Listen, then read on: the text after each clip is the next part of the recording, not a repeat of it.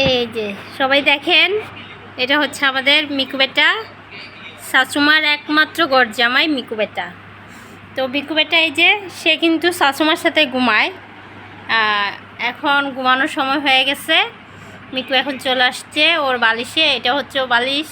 ও আবার বালিশ ছাড়া ঘুমাইতে পারে না। ঘুমাইতে গেলে ওর বালিশ লাগবেই, তাই না মিকু? এই যে দেখেন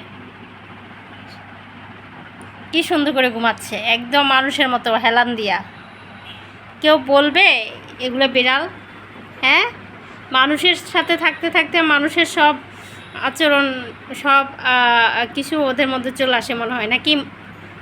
কিছু বুঝি না। মানে এই যে বসছে কেমন, পা হাতের উপর হাত দিয়া, পাটাকে একটু ছড়াইয়া ছিটাইয়া, আবার সব শুনে। এই মিকু সবই শুনতেছে, চোখটাকে হালকা বন্ধ করে মিটমিট করে। মিকু বেটা এই যে কান্না আছে। ও মিকু ঘুম পাচ্ছে। এই যে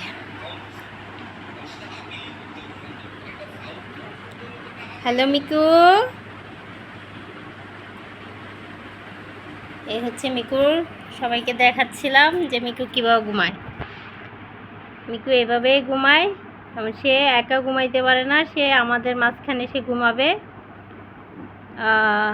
আমাদের সাথে ঘুমাইতে আসলে বেশি ভালোবাসে হচ্ছে মিশু, আমাদের বিড়ালটা ভালোবাসতো। মিশু এখন আমাদের কাছে নাই, ও দুনিয়াতেই নাই।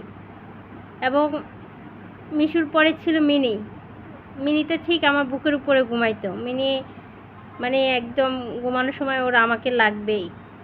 আমি মিনিকেও হারাই ফেলছি। মিনির পরে মিকু এখন খুব কাছাকাছি থাকে আমার, তাই আমি খুব ভয়ে থাকি। এই জন্য আমি একটু ভালোবাসাটা কম দেখাই ওদেরকে, কারণ অতি ভালোবাসলে নাকি তার অতি ভালোবাসার জিনিস আল্লাহ না করে খুব তাড়াতাড়ি নাকি চলে যায়। এটা প্রুফ পাইছি, যার কারণে আমি যাকে ভালোবাসি খুব কম ভালোবাসি, লিমিট রেখে ভালোবাসি। অতিরিক্ত মানে ভালোবাসাটা আমার মনের মধ্যে থাকে, কিন্তু আমি প্রকাশ করি না, কারণ আমি আমার ওই ভালোবাসার জিনিসগুলোকে আর হারাইতে চাই না। তাই না মিকু আমাকে অনেক ভালোবাসে। মিকু আবার শ্বশুর আব্বাকে ভালোবাসে না, দেখতে পারে না।